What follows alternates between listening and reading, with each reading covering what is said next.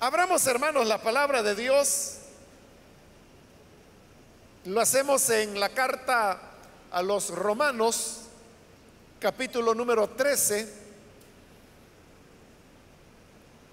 En la última oportunidad no logramos completar los versículos que habíamos leído. Llegamos más o menos a la mitad. De manera que hoy vamos a leer los versículos que quedaron pendientes nuevamente para así completar esta sección que iniciamos la semana anterior. La palabra de Dios nos dice en Romanos capítulo 13, versículo 4 en adelante: pues está al servicio de Dios para tu bien. Pero si haces lo malo, entonces debes tener miedo. No en vano lleva la espada, pues está al servicio de Dios para impartir justicia y castigar al malhechor. Así que es necesario someterse a las autoridades, no solo para evitar el castigo, sino también por razones de conciencia. Por eso mismo pagan ustedes impuestos, pues las autoridades están al servicio de Dios, dedicadas precisamente a gobernar. Paguen a cada uno lo que le corresponda. Si deben impuestos, paguen los impuestos. Si deben contribuciones, paguen las contribuciones. Al que deban respeto, muéstrenle respeto. Al que deban honor, ríndanle honor. Amén. Hasta ahí dejamos la lectura. Pueden tomar sus asientos, por favor.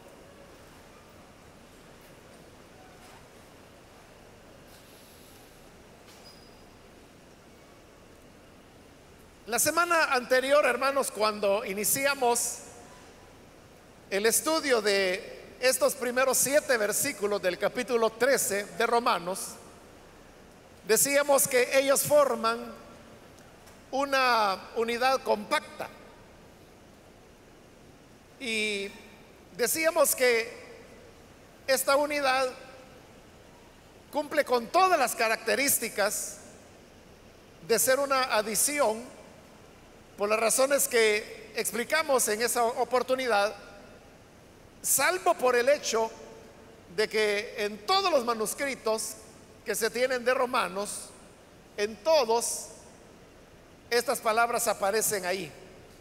Y como decíamos, no hay una razón o no hay una explicación hasta el presente de por qué Pablo tuvo que introducir este paréntesis, porque es un paréntesis en el tema que él está desarrollando, que inició en el capítulo 12 y que va a continuar del versículo 8 en adelante de este capítulo 13. Decíamos que las ciencias sociales es una disciplina nueva que se está aplicando en el estudio de la teología, y que por el hecho de ser nueva, que tiene alrededor de unos 100 años, todavía está en proceso de hacer descubrimientos, y decíamos que a lo mejor a futuro podamos tener una respuesta al por qué Pablo introdujo esta cápsula sobre el tema de las autoridades públicas. Iniciamos entonces hablando de qué eran las autoridades públicas, definiéndolas en primer lugar, y luego también explicando cómo el principio de autoridad que hay en el universo es Dios, y que Dios es el que delega esa autoridad, y mencionamos varios elementos entre los cuales Dios delega esa autoridad, y una de ellas son precisamente las autoridades públicas. Ahora, el que Dios delegue una autoridad y la constituya como tal, no significa que Dios está de acuerdo, que le agrada y menos que respalda el mal proceder de diversas expresiones de autoridad que han habido a lo largo de la historia. Y por eso decíamos que la autoridad que Dios entrega a cada país es un recurso del trato de Dios con cada uno de los pueblos sobre los cuales esas autoridades gobiernan. En este caso, cuando Pablo dice que hay que estar sujetos a la autoridad, porque si uno se opone a la autoridad establecida por Dios, lo que está haciendo es rebelándose contra él. Esa autoridad a la cual está haciendo mención era el emperador romano, el cual, como explicamos en la ocasión anterior, cometía muchos desmanes, muchos abusos. Bueno, era un emperador, es decir, una persona autoritaria, lo que hoy en día nosotros llamaríamos un dictador. El hecho de que esa fuera la autoridad lo era porque, como Pablo lo explica, Dios le había delegado esa autoridad. Y por lo tanto Pablo decía, hay que estarle sujeto. Pero eso no significaba que Dios estuviera de acuerdo con todos los desmanes del emperador, con la forma como expoliaba a los otros pueblos y naciones, y mucho menos con la vida disoluta que ellos llevaban, y sobre todo por el hecho de hacerse pasar como Dios. Pero el principio de la autoridad continúa en pie, porque es una forma que Dios utiliza para regular el pecado. Y de eso era que estábamos hablando en la última ocasión, cuando pues nuestro tiempo terminó. Y es cuando Pablo decía que los gobernantes no están para infundir terror a los que hacen lo bueno, sino a los que hacen lo malo. Entonces decíamos cómo Dios ha dado las autoridades. Ese es el ideal de Dios y es la razón por la cual las dio, para castigar al malo, pero para proteger al bueno y recompensarlo. Ese es el ideal de Dios. Pero es el ideal. En la realidad, las cosas no son así.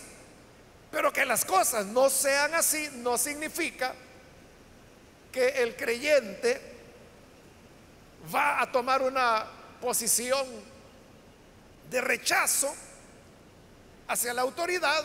Dijimos que hay excepciones, y la excepción es cuando esa autoridad demanda o establece algo que va en contra de lo que Dios mismo ha revelado a través de su palabra. Y poníamos como ejemplo el caso de los mismos apóstoles, que en el libro de los Hechos de los Apóstoles, capítulo 5, los encontramos diciendo delante de las autoridades que les estaban diciendo que ya no tenían que predicar más en el nombre de Jesús. Pero ellos respondieron que es necesario obedecer a Dios antes que a los hombres. Entonces adoptaron una actitud de desobediencia en contra de las autoridades, desobediencia que les trajo consecuencias, como el hecho de ser azotados, el hecho de ser encarcelados. Y decíamos que la naturaleza de la desobediencia civil es esa: cuando las personas se niegan a hacer algo que la autoridad demanda, porque está en contra de la voluntad de Dios. Pero uno sabe de que va a desobedecer algo que las autoridades han establecido. Y al haber sido establecido, el ciudadano entra en una clara rebelión contra lo que la autoridad está estableciendo, y eso trae consecuencias. En el caso de el Imperio Romano o de las autoridades religiosas judías, lo que acarreó para los apóstoles, como ya dije, fueron azotes y encarcelamientos. Pero el creyente tiene que estar dispuesto a enfrentar esas situaciones. De paso, hermanos, también yo les mencionaba en la última oportunidad sobre los programas que se llaman de Programa de Educación Sexual Integral. Ese es el nombre que el Ministerio de Educación ya está impartiendo desde primer grado hasta bachillerato en nuestro país. Y yo le hacía la pregunta que si le habían consultado a usted, que si usted estaba de acuerdo que a sus hijos, a sus niños y a sus niñas, les enseñen, por ejemplo, que es completamente normal que un niño sienta atracción por una niña como por otro niño, o que la niña sienta atracción por otra niña o por un niño, que son simplemente expresiones diferentes de la sexualidad humana. Y obviamente no nos preguntaron a nadie. Entonces ahí es donde viene el punto, y yo le mencionaba el caso de los hermanos y hermanas que son maestros y maestras en escuelas públicas que no lo están enseñando, aunque los programas oficiales lo están demandando. Pero ¿por qué no lo enseñan? Por la misma razón que los apóstoles dijeron ante las autoridades: es necesario obedecer a Dios antes que a los hombres. Ahora, ¿esto a qué los expone a estos hermanos? A sanciones. Incluso pudieran ser suspendidos de sus funciones educativas. Entonces, ese es el tipo de situaciones que a veces a los creyentes les toca enfrentar. Entonces, la enseñanza de Pablo de que uno tiene que someterse a las autoridades, eso hay que entenderlo. Es decir, uno se sujeta, pero a aquellas cosas que son de acuerdo a lo que Dios ha establecido, como lo que está diciendo ahí, que la función de la autoridad es castigar al malo y proteger al bueno. Cuando la autoridad se mantiene en ese ejercicio, el creyente tiene que estar sujeto a esa autoridad. Más cuando esa autoridad comienza a ordenar elementos que van en contra de la voluntad de Dios. Ahí es donde el creyente se encuentra ante dos lealtades: ser leal a Dios o ser leal a la autoridad pública. Y obviamente, como los apóstoles dijeron, es más importante obedecer a Dios, aunque traiga consecuencias. Bien, hasta ahí estábamos, hermanos, en la última ocasión. Y ahora en el versículo 4 realmente es la continuación de lo que ya Pablo venía diciendo. Y dice que la autoridad está al servicio de Dios para tu bien. Otra vez, ahí estamos en el tema de que ese es el ideal de Dios, que la autoridad Dios le ha establecido para nuestro bien, para el bien de las personas, de los ciudadanos. Entonces, la vocación del Estado o de las autoridades públicas es la de trabajar por el bienestar de la ciudadanía. Ese es el ideal de Dios. Pero repito, un ideal que no siempre se hace realidad en los ejercicios de administración pública. Y no estoy hablando solo de nuestro país, sino que en muchos países del mundo. Realmente, hermanos, nosotros hoy por hoy no estamos tan mal como otros países. Por ejemplo, si usted compara la situación de Guatemala, Honduras, Nicaragua, El Salvador viene a ser como una isla de remanso en Centroamérica, con Costa Rica, ¿no?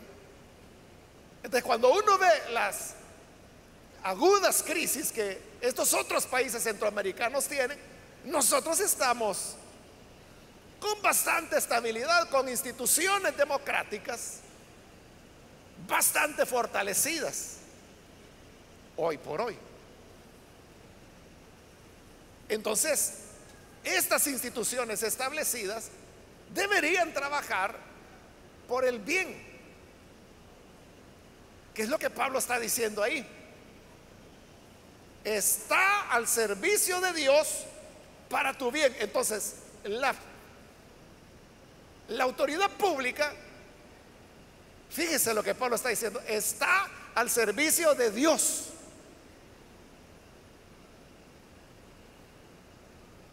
O si lo queremos poner en lenguaje más coloquial del que nosotros usamos, los gobiernos están al servicio de Dios. Y usted puede decir que están al servicio de ellos mismos, o al servicio de sus intereses, o al servicio de los sectores que representan. Ahí es donde está la diferencia entre el ideal de Dios y lo que el hombre hace en la práctica. Pero ¿por qué el ideal de Dios era que la autoridad fuera su servidor? Ya Pablo lo dijo, para poder castigar al malo y proteger al bueno. Por eso en el versículo 3 Pablo hacía la pregunta: ¿no quieres tenerle miedo a la autoridad? ¿No quieres tenerle miedo? Entonces haz lo bueno. Haz lo bueno y no te va a pasar nada. Lo que te va a pasar es que la autoridad te va a recompensar. Y es lo mismo que está diciendo hoy en el 4. Si haces lo malo, dice, entonces debes tener miedo, porque no en vano lleva la espada, pues está al servicio de Dios. Segunda vez que lo dice, para impartir justicia y castigar al malhechor. Entonces, aquí hay algo nuevo que Pablo está diciendo. Está diciendo que, bueno, ya lo vimos, ¿no? Que la autoridad es servidor de Dios. Pero hoy está diciendo que es servidor de Dios, y que porque es servidor de Dios, Dios le ha dado la espada. Ahora, cuando Pablo decía la espada, en esa época era literal. Pero hoy, ¿qué es la espada? La espada es, bueno, hoy tiene varias expresiones. Hay la espada equivalente, diríamos, a lo que era la espada en la época de Pablo, que es el uso de las armas. El Estado puede utilizar la fuerza, según lo que Pablo está diciendo acá. ¿Pero para qué? Allí dice que le ha sido dada la espada para impartir justicia y para castigar al malhechor. Entonces, el Estado, las autoridades públicas pueden utilizar la espada. Si lo hablamos, esto de la espada, que le he dicho que puede significar varias cosas, pero si lo vemos desde el punto de vista de armas, por eso es que el Estado tiene armas. ¿Y cómo las tiene?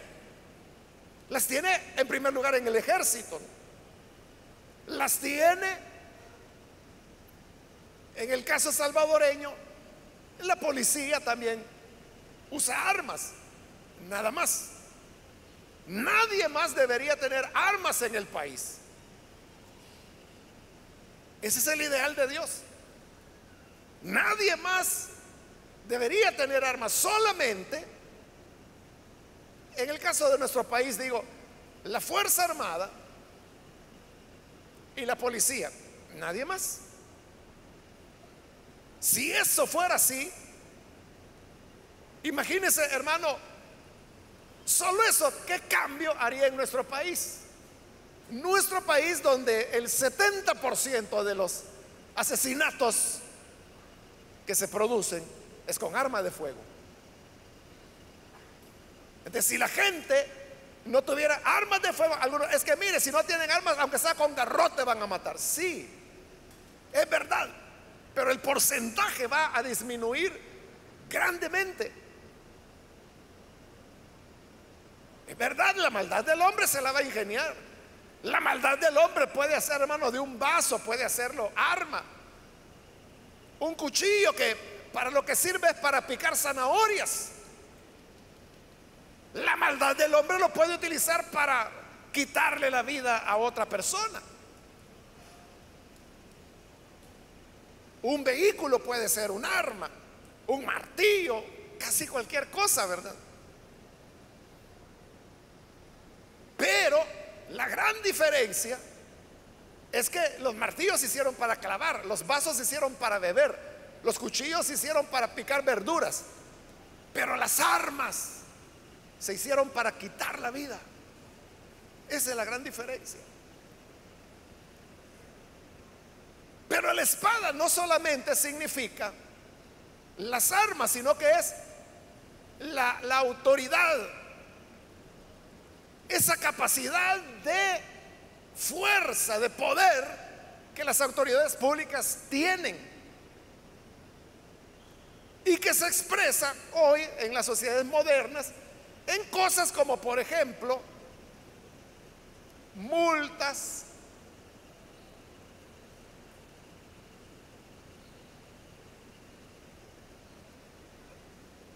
reconvenciones que la ley puede hacer, advertencias, llamados de atención y también cárcel. Esa autoridad le pertenece a las autoridades públicas solamente. Y es una función legítima de ellas. Cuando una autoridad viene y, por ejemplo, le coloca a usted una multa por lo que sea, o por ejemplo usted tiene ciertos ingresos y no los declara, o solo declara una parte y los otros lo esconde. Si un día el Ministerio de Hacienda, por ejemplo, viene y sabe que usted está haciendo eso, entonces le va a obligar a pagar y encima le va a colocar una multa. Y dependiendo de la cantidad que usted está evadiendo, porque eso es lo que se llama evasión, puede tener hasta cárcel. Ese poder que tiene el Estado es lo que Pablo ahí lo ve de una manera muy práctica, ¿no? En el tema de la espada, porque en esa época, hermano, el que hacía una cosa así, ahí va el espadoso ya de una vez. Hoy, como le digo, es cuando las cosas han cambiado. Pero toda esa fuerza que la autoridad tiene, ¿para qué la tiene? Ahí lo dice el versículo 4. No en vano lleva la espada, pues está al servicio de Dios para impartir justicia. El uso de esta fuerza, incluso de las armas, en el deseo de Dios es impartir justicia.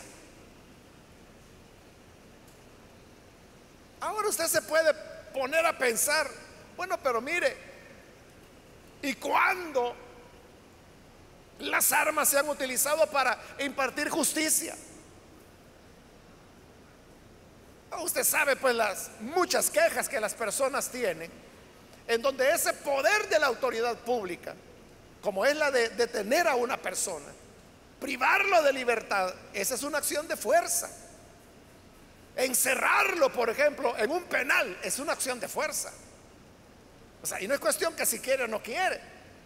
El juez ve que hay mérito, extiende la orden y le dice a la policía, mire, vayan a traerme a este fulano o a esta mengana. Y allá va la policía. ¿Y cómo va? no lo llegan a traer con pétalos de rosa, ¿no? Van con el uso de la fuerza. Todo eso debería ser para impartir justicia. Pero le decía, esa es una queja frecuente, ¿verdad? Que la gente dice, es que mire, bueno, lo más popular que la gente dice, al que se robó una gallina, a ese está preso. Pero el que roba grandes cantidades está preso, pero en su casa. El uso de toda esa coerción, de toda esa autoridad, de esa fuerza que Dios le ha dado al Estado o a las autoridades públicas, no siempre se usa para la justicia. Póngase a pensar usted, ¿cuál guerra es justa, por ejemplo? ¿Cuál guerra es justa? O sea, si la guerra siempre es injusta, la guerra siempre es inhumana. Pero ¿cómo se hace la guerra? Con la espada, con la autoridad, con las armas. Y esas armas han sido entregadas a la autoridad pública.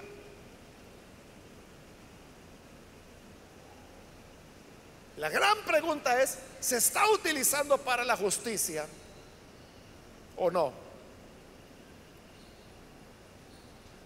Hay, hermanos, un pasaje de la historia allá en Europa durante el periodo que se llamó la Guerra de los 100 años, en donde hubo guerras por motivos religiosos, porque acababa de ser la Reforma, y entonces había conflictos y guerras entre países protestantes contra países católicos. Entonces, en Suecia había un rey que se llamaba Gustavo Adolfo, que en la parte sur de su país, lo que hoy sería Polonia, parte Polonia y parte lo que hoy es Rusia, había guerra religiosa. En Suecia él no tenía ningún problema, pero entonces este pasaje es real, es de la historia, ¿no? Lo que él hace es que estas naciones estaban desangrando y matando porque estaban en guerra.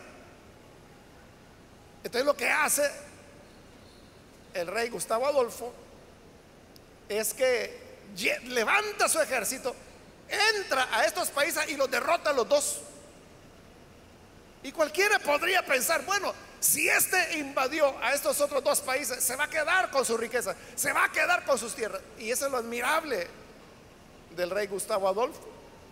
Y es que cuando los ha derrotado, le dice, vaya, ya no se peleen, porque ya los dos han sido derrotados. Y como ya están derrotados, viene él y se retira y no les toca nada. Entonces, él intervino solamente para parar una guerra, y lo hizo con otra guerra, ¿no? Lo admirable de él, como le digo, es que hizo una guerra para que otras dos naciones no se estuvieran matando ya. Entonces dijo, los voy a derrotar a los dos y así ya no se van a pelear. Lo hizo y ya no se pelearon. Y él se volvió a su país. Entonces, él hizo una intervención, lo que hoy sería una intervención, una injerencia extranjera, que en esa época pues no había la normativa del derecho internacional que hay ahora. Él lo hizo y paró la guerra. ¿A cuenta de qué? De nada. Simplemente que ya no quería que se estuvieran matando. Bueno, ahí usted tiene un modelo de cómo la fuerza es utilizada para impartir justicia. Porque lo que hizo fue parar una guerra, y la única manera era esa. Claro, en la medida que la civilización humana continúa evolucionando, puede llegar un momento en que el uso de la fuerza ya no sea tan ligado a las armas como lo era en la época de Pablo, y lo ha sido en nuestro pasado reciente también, sino que más ligado a la fortaleza institucional de los países y la madurez, diría yo, o responsabilidad que los ciudadanos tienen ante la ley y ante las normativas que rigen en una sociedad. No hay que irse tan lejos. Aquí nomás, hermanos, tenemos Costa Rica, que tiene más de 100 años de no tener ejército. Y si usted se pregunta, ¿y ellos cómo hacen para defenderse? Es que nunca nadie los ha agredido, precisamente porque no tienen ejército. Y eso es lo que permitió a Costa Rica que los millones que se invierten o se invertían en la Fuerza Armada, al anularla, invertirlo en educación. Y es lo que logró que Costa Rica fuera lo que era. Digo lo que era porque hoy en día Costa Rica tiene mucha migración, sobre todo nicaragüense, y los salvadoreños están en segundo lugar. Entonces, como tanto el nicaragüense como el salvadoreño va de países donde el lenguaje es el de la agresividad y de la violencia, entonces hoy están provocando muchos problemas en Costa Rica. Y sin embargo, Costa Rica es generosa en el sentido que todavía no le cierra las puertas. Allá, hermanos, la primera vez que tuve oportunidad de ir a Costa Rica fue en 1982. Yo me quedé sorprendido, o sea, yo pensaba que estaba en cualquier otro lugar menos Centroamérica. Sabía que no tenían ejército, sí tenían policía, pero la policía no tenía armas, no usaban armas. Estoy hablando de 1982, cuando aquí en el país estaban resolviendo los problemas a balazo limpio. Y llegar allá donde la policía lo que andaba era un palo, un batón, ¿no? Eso es lo que andaban. Hoy ya andan armados porque, por lo mismo que le he dicho, tienen problemas de narcotráfico y usted sabe que los narcos van con todo. Entonces, hoy la policía ya es armada, ya, pero no era así. Entonces, a eso es a lo que me refiero cuando le digo que en la medida que los pueblos van madurando, pueden ir prescindiendo. Por ejemplo, en Japón, la policía no usa armas. Eso es sorprendente, hermanos, porque ¿qué fue Japón hace, ya serían 70 años, ¿no? En la Segunda Guerra Mundial. O sea, terribles. Fueron parte del eje junto con Hitler y Mussolini. O sea, si los calmaron tirándole 2 bombazos atómicos. Pero ese Japón tan belicoso de esa época, hoy es una de las, bueno, es la sociedad más pacífica del planeta. Los policías no utilizan armas. Y la función de los policías ni siquiera es de vigilancia, sino que es de servicio y de orientación. Entonces, ¿para qué sirve la policía en Japón? Por ejemplo, usted llega a un lugar y no sabe dónde queda la farmacia. Entonces va donde el policía y le dice, oiga, ¿dónde es la farmacia? Y para eso sirve el policía. Para decirle, la farmacia está ahí, el mercado está allá, la escuela queda de este lado, la universidad por acá. ¿Dónde queda la oficina del dentista tal? De este lado. Para eso sirve, para ayudar a los ancianos, para empujar las sillas de ruedas, para ayudar a las personas a subir gradas. Eso es lo que hace la policía.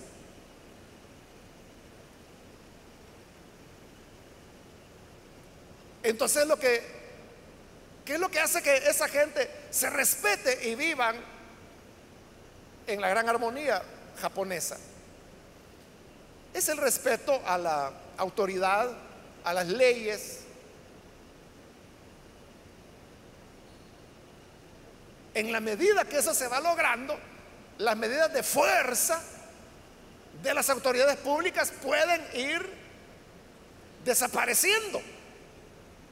Y se queda en cuestiones de reconvenciones, como por ejemplo multas o llamados de atención o tareas de utilidad pública, que es como un castigo para las personas. Entonces, eso es suficiente. No necesitan que les den balazo, ni necesitan que los aporreen, ni necesitan que los metan a la cárcel. Mucho menos que les disparen o que les apliquen la pena de muerte, la cual no existe, ¿no? Entonces todo, hermanos, es sobre la base de el respeto a la convivencia. Cuando iniciamos, hermanos, nuestro proyecto, iniciamos el diseño, el primer diseño de el proyecto de los nuevos edificios de la iglesia. Usted sabe que el primer proyecto fue realizado por una compañía de arquitectos de Inglaterra. Entonces, platicando con el muchacho, porque era un muchacho que tuvo la amabilidad de venir hasta El Salvador para conocer el terreno y todo eso, y así poder hacer la propuesta de diseño. Entonces, él me contaba que esta empresa, hermanos, es una empresa gigantesca en Europa. Es la empresa que, por ejemplo, construyó el aeropuerto de Barajas en Madrid, España, que los que lo conocen saben que es una inmensidad. No necesita luz, todo es luz natural, entre otras obras que sería largo contarle todo lo que han hecho. Pero entonces él me decía que habían tenido un proyecto de un banco casi en el centro de Londres. El proyecto costaba 5.500 millones de dólares, porque era una torre, ya no me acuerdo cuántos pisos me dijo, pero era terrible la torre. Pero la ley en Londres establece que para hacer una construcción uno tiene que consultarle a los vecinos si están de acuerdo en que esa construcción se haga o no. Si los vecinos dicen que no, entonces no la hacen. Entonces hicieron como esa encuesta, ¿no? Y todos dijeron que sí, porque la construcción de esa torre iba a mejorar la plusvalía de la zona. Entonces todos iban a ganar. Pero había una viejita que vivía al lado de la propiedad donde se iba a construir la torre. Entonces, cuando fueron donde la ancianita y le dijeron: oiga, aquí hay un proyecto de miles de millones y es una torre al lado de su casa. Entonces la viejita dijo: no. Pero señora, ¿por qué? Si mire, esta propiedad que usted tiene va a valer millones. No, dijo la viejita. ¿Y por qué no quiere? Porque si hacen la torre, dijo ella, me va a tapar el sol. Ya no va a dar el sol en mi casa. Y la viejita, que vivía sola, que no y que no, proyecto cancelado. Imagínense cuántos millones hubiera ganado la municipalidad de Londres solo en ese proyecto. Pero como una ancianita dijo que no se hace. Ese es el respeto a la ley. Usted puede tener miles de millones, pero si la ley le da la facultad a una ancianita de decir no, de nada sirven todos sus millones, porque lo que importa es la ley, lo que la ley dice. En nuestro país rápido se hubieran deshecho de la viejita, ¿verdad? Sí. Total que tal proyecto no se hizo. A veces, hermanos, nosotros nos quejamos de que en nuestro país hay elecciones con mucha frecuencia. ¿Sabe cuántas elecciones hay en Suiza en promedio? 6 cada año. Ese es el promedio. A veces pueden haber más, pero el promedio es 6 elecciones en cada año. ¿Y por qué votan tanto? Bueno, votan porque ellos tienen diversas formas de organización social, pero además votan por cada una de las leyes o normas que se quieren establecer. Aquí, para hacer una ley, hermano, basta con que un diputado ponga lo que se llama iniciativa de ley y la presente. Y si todos los demás diputados les parece, la aprueban y es ley. ¿Y usted qué puede hacer? Lo más que usted puede decir, bueno, en las siguientes elecciones me las pagan, pero tiene que esperar 3 años. Y esa ley ya quedó. En Suiza no.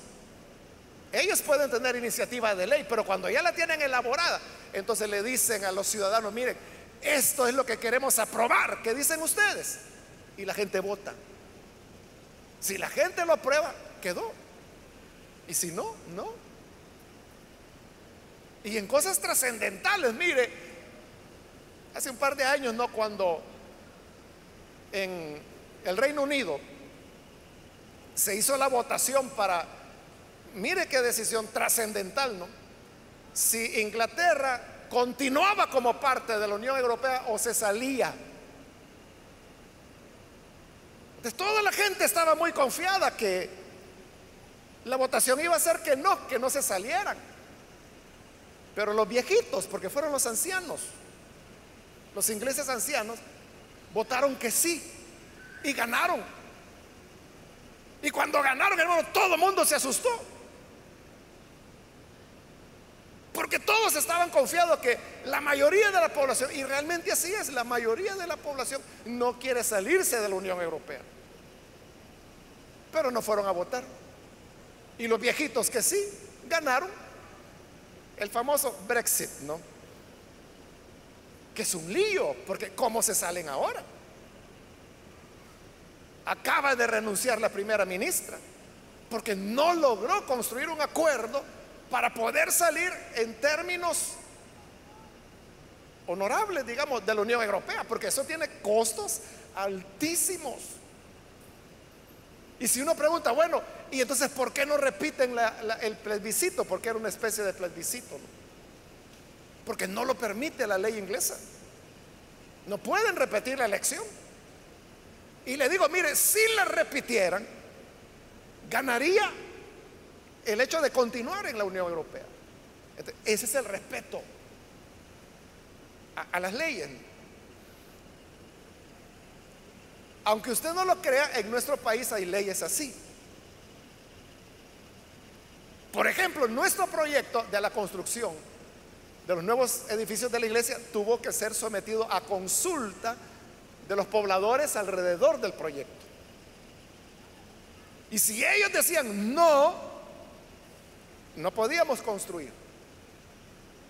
Entonces la iglesia tuvo que contratar una socióloga que tuvo que ir, fue un trabajo de meses, hermanos, ir a las comunidades, explicarles el proyecto, en qué consistía, cuál era su naturaleza, cómo les iba a impactar a ellos, qué beneficios iban a recibir, qué dificultades. O sea, una exposición. Y luego venía ya el tema de las votaciones. Fueron votando las comunidades y ahí tenía que haber una representación de la alcaldía, del Ministerio de Medio Ambiente, que iban tomando nota. Gracias a Dios que las comunidades lo aprobaron. Eso, hermano, fue hace mínimo 3 años, algo así. Son procesos que existen en nuestro país. Lo que pasa es que la gente no sabe que existe. Y como no sabe, simplemente dice, ay, aquí voy a levantar mi rancho, y empieza a meter palos y láminas y lo hace. Y eso es totalmente ilegal. Pero como también nadie, hermanos, hace valer la ley, entonces vea, es que nuestras leyes son similares, por ejemplo, a las de los Estados Unidos, a las de Europa. La diferencia es que primero la gente la desconoce y segundo, que la autoridad no hace valer el derecho. Entonces, ¿qué ocurre? Vivimos en un mundo desordenado y en una sociedad donde cada quien hace lo que le da la gana y nadie le va a decir nada. Entonces, el poder de la autoridad, como está diciendo Pablo ahí, es ese de impartir justicia. Lastimosamente, usted sabe, El poder, para lo que menos se usa, es para impartir justicia. Y ese poder se puede utilizar incluso contra personas que son inocentes.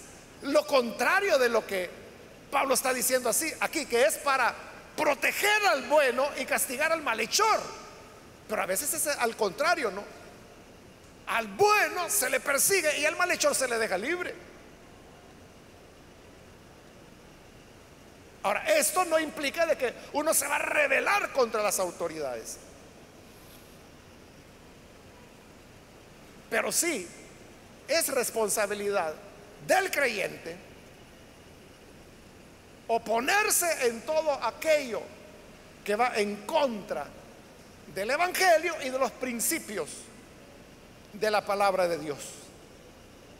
Versículo 5: así que es necesario someterse a las autoridades, no solo para evitar el castigo, sino también por razones de conciencia. Es decir, el creyente tiene dos razones para someterse a las autoridades y obedecerlas. Número uno, dice, por razón del castigo, que si no haces lo que la autoridad dice, vas a llevar las consecuencias: multa, prisión. Depende pues cuál sea tu desobediencia. Pero el creyente no solamente lo hace, uy, es que ahí anda la policía, mejor no, sino que, dice Pablo, también por motivos de conciencia. ¿A qué se refiere con eso de conciencia? Esto, la conciencia de saber que la autoridad fue establecida por Dios, y por lo tanto, ahí lo está diciendo, mi responsabilidad de creyente es estar sujeta a ella. De si no lo hago, aunque nunca me detecten, aunque nunca me lleve la policía, aunque nunca me metan a la cárcel, yo sé que le estoy fallando a Dios, y eso lo llevo en la conciencia. Por eso dice, por causa del castigo y por causa de la conciencia, como cristianos debemos estar sujetos a las autoridades. Versículo 6: por eso mismo pagan ustedes impuestos, pues las autoridades están al servicio de Dios, dedicadas precisamente a gobernar. Entonces, vea, hoy Pablo está diciendo, las autoridades necesitan gobernar, y para eso necesitan dinero. ¿Y de dónde van a sacar dinero? De los impuestos. Se le ponen impuestos a las personas. Por la misma cuestión cultural que he estado mencionando. Por ejemplo, a nosotros no nos gustan los impuestos, hermanos. Ya algunos quizás no lo recuerdan, o estaban niños o no habían nacido cuando aquí en el país se estableció el impuesto del IVA, que al principio era del 10%, ¿no? Eso fue durante la guerra todavía. Pero mire qué increíble, no existía el IVA. Y en el año 93, me parece que fue, es cuando del 10 subió al 13%. A nadie le gustó tampoco. Hoy estamos en una nueva situación. Bueno, realmente desde hace ya algunos años. Lo que pasa es que lo han ido postergando, donde se necesita poner nuevos impuestos. Eso es inevitable. La gran pregunta es, ¿a quién se lo van a poner? A los mismos de siempre, que es a nosotros, subiendo el IVA al 15%, por ejemplo, o poniendo nuevos impuestos, o a la gente que realmente tiene la verdadera riqueza del país, ¿no? Ese es el gran dilema, pero que se necesitan, se necesitan. El creyente debería pagar los impuestos con alegría. Todos deberíamos estar informados a partir de cuánto ingreso ya nos corresponde comenzar a pagar la renta. No estoy hablando de la renta de las pandillas, estoy hablando del impuesto a la renta, no, es decir, al ingreso. Y comenzar a declarar como cristianos que somos.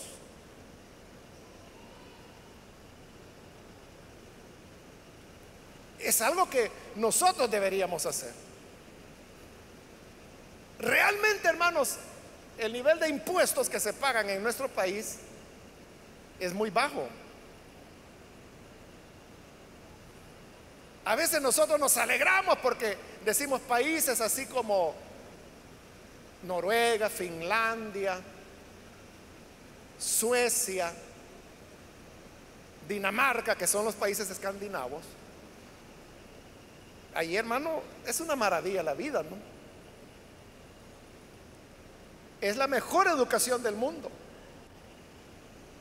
y es gratuita desde la primera infancia, porque ni siquiera comienza en el kindergarten, sino que 0 años hasta la universidad, gratis. Y es la mejor educación del planeta.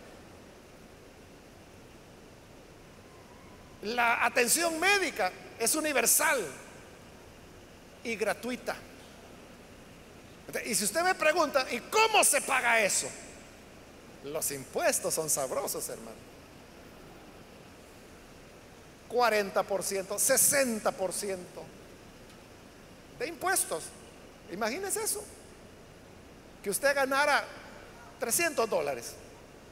Tendría, si viviera en Finlandia, tendría que pagar 180 de impuestos.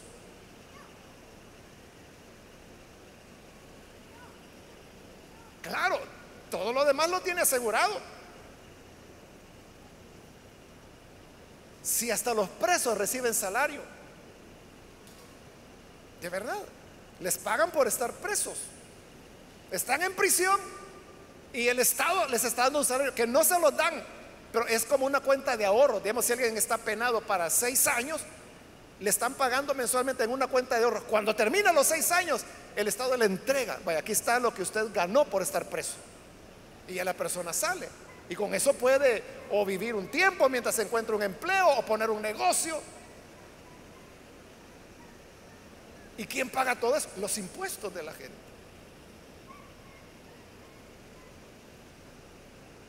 Usted sabe que aquí, en nuestro país, pues el galón de gasolina anda más o menos de $3 a $4 más o menos. Sube y baja de acuerdo a los precios internacionales. ¿Sabe cuánto vale un galón en Noruega? $11. ¿Por qué razón? Porque tiene un impuesto tremendo, que es como del 300%. ¿Y para qué usan ese dinero? Para educación. Tiene 2 propósitos. Uno es desalentar a la gente que usen carro. Entonces, poniendo carísima la gasolina para que así menos gente use carro. Y el segundo propósito es que con ese dinero, la educación gratuita de la cual estamos hablando. Entonces, eso no nos gusta a nosotros, hermanos. Si 15 centavos subió la gasolina y ya toda la gente se está quejando acá. Y si le subieran $11 como es allá, hermano, le dan vuelta a ese gobierno. Entonces, allí es donde viene el tema de Pablo. Por eso pagan los impuestos. Claro, usted puede decir, pero esos son otros países donde no hay corrupción. Siempre hay corrupción, pero es niveles muy, muy pequeños. Hay otro concepto de funcionario público allá, diferente al nuestro. Allá es de servicio. Pero claro, nuestra realidad es bien diferente. Es que eso es lo que la gente dice, mire, ¿y yo para qué voy a pagar impuestos? Si eso es para que se lo roben. O sea, en cierta medida sí, ¿verdad? En cierta medida sí. Pero la cuestión es que no nos toca a nosotros decidir si lo damos o no lo damos. La Biblia dice que hay que darlo. Ahora, ¿cómo ellos lo administran? Ellos van a dar cuentas delante de Dios. Porque Dios les dice, mira, te lo doy para que gobiernes, y para que gobiernes impartiendo justicia. Y si no lo hacen así, allá ellos, ¿verdad? 7, con lo cual terminamos. Paguen a cada uno lo que le corresponda. Ahí está claro, ¿verdad? Si deben impuestos, paguen los impuestos. Si deben contribuciones, paguen las contribuciones. Como la NBI, que es la que estoy leyendo, es una traducción hecha en Latinoamérica y es una traducción dinámica, por eso pone contribuciones, porque es lo que hay en nuestros países. Hay impuestos y hay contribuciones. Los impuestos son los que establece el gobierno central y las contribuciones son las que establecen las alcaldías.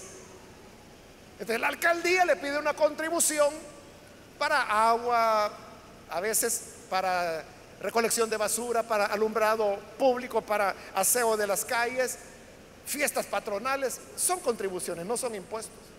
Pero a eso es a lo que Pablo se refiere. Ya sea que sean impuestos o que sean contribuciones, deben pagarlas. Al que deban respeto, muéstrenle respeto. Al que deban honor, ríndanle honor. Entonces, eso de que al que le deban respeto, ríndanle respeto, es lo mismo que Pablo, y el Antiguo Testamento lo dice, ¿verdad? Que no hay que ofender a los príncipes de nuestro pueblo. Pero usted sabe, la gente se ensaña, hermano, y le pone apodos a los ministros, a los presidentes, se burlan, les hacen chistes, que aquí, que allá, los dibujan como mujer, que les ponen peluca. Y entonces, ¿dónde queda como cristianos el mandato de Dios? Que dice que hay que mostrar respeto a los que merecen respeto, y son las autoridades. Si usted dice, es que me cae mal ese viejo, respétalo porque es autoridad. Ellos no van a estar siempre, la iglesia estará siempre. Así que un día pasarán. Al que deban honor, ríndale honor. Entonces las autoridades son dignas de honor también. Y en el caso del creyente, porque es lo que Dios ha establecido. Por ejemplo, parte de ese honor es lo que se llama el protocolo.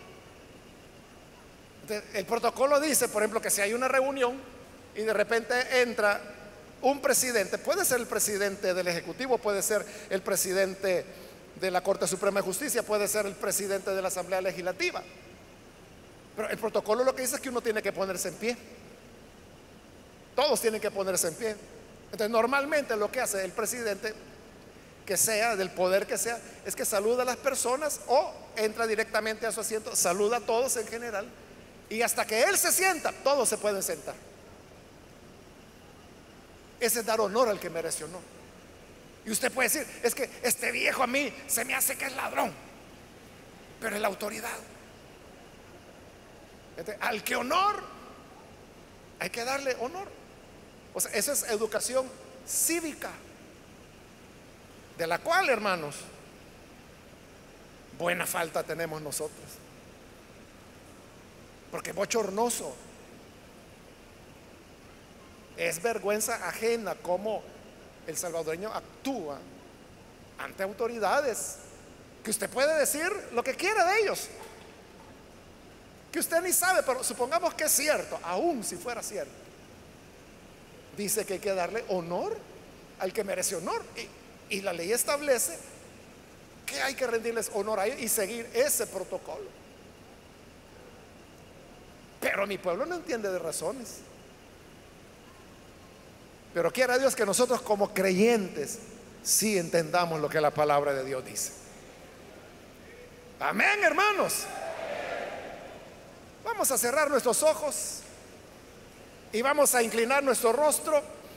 Padre, gracias te damos porque tú eres bueno. Y aquí, Señor, están estas personas, como también a través de los medios, abriendo su corazón para recibirte a ti. A ti, Señor, que eres Dios misericordioso y de bondad, que perdonas la rebelión y el pecado y que te complaces en hacer misericordia. Ayúdanos, Señor, para que nuestra fe y nuestro cristianismo podamos vivirlo en todas las áreas de nuestra vida, y así, Padre, poder agradarte, poder servirte y hacer tu voluntad. Guárdanos de seguir la corriente de este mundo, y ayúdanos a tenerte a ti en primer lugar como nuestra lealtad suprema,